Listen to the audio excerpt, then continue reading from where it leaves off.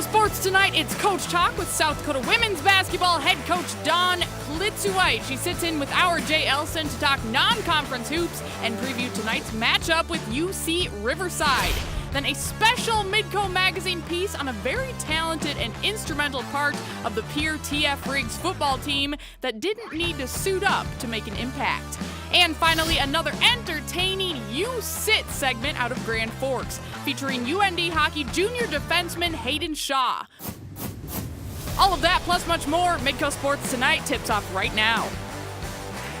Hello and welcome to the show. I'm Kelly Stewart and this is Midco Sports Tonight. Well, the South Dakota women's basketball team currently sits at 6-5 with 2 games remaining on their non-conference schedule. After a close loss to Tulsa on Saturday, the Yotes are looking to bounce back against UC Riverside. For more on the non-conference action and tonight's matchup, here's Jay with Coach Plitzuweit.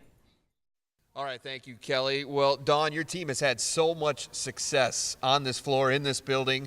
It's got to be a little strange coming here looking back at a loss. It is. It's something that we haven't had to experience very often. It's something we hope to not have to experience very often anymore. But our kids are tough kids, and they're going to battle back. And Tulsa, a very athletic team, a lot of quick guards, also had a couple of good post players on the inside. What did they present in terms of matchup challenges for you?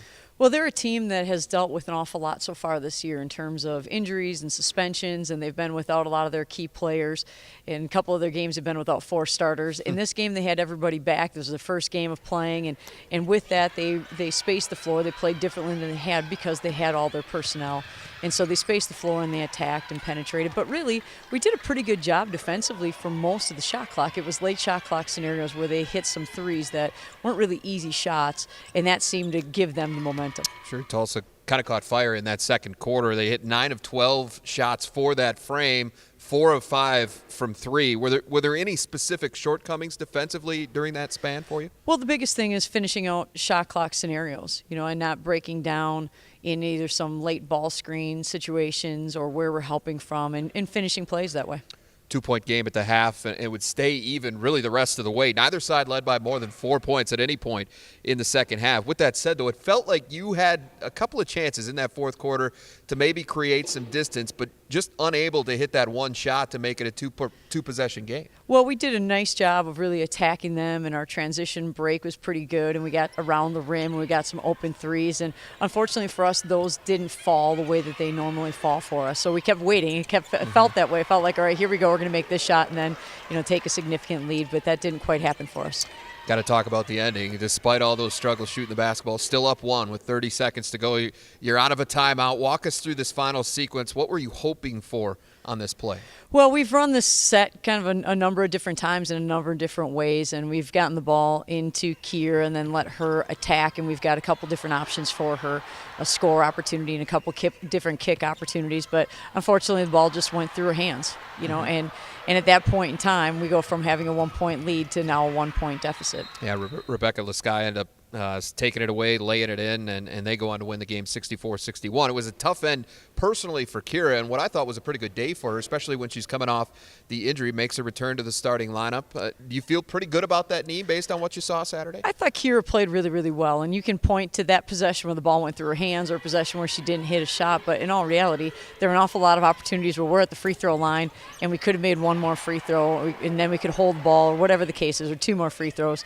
So there are a lot of opportunities during the course of a game, 1-possession games, really define that for you at a whole new level. And so whether it's 1 more defensive rebound or offensive rebound or a score around the rim or a layup we could have hit or an open 3 we could have hit, all of those have opportunities to turn that game. Sure. Well, you've got to put it behind you pretty quickly because you got another big week coming up this week. 2 games here at home, UC Riverside, then North Dakota.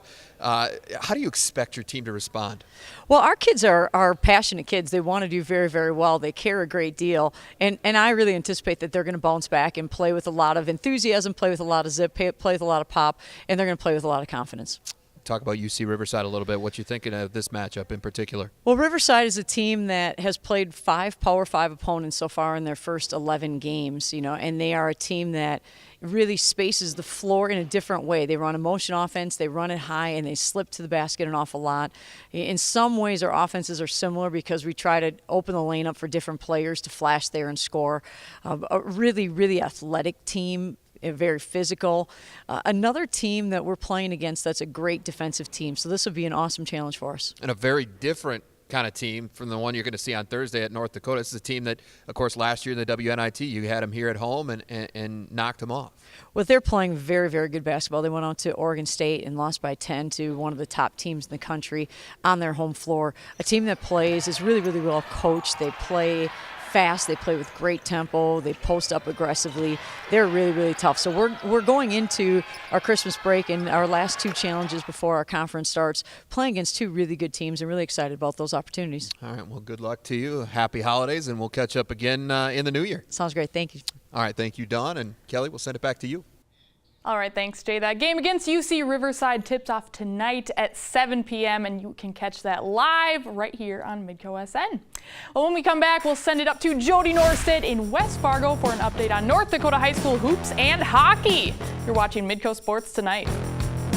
Midco Sports Tonight, presented by Avera Orthopedics.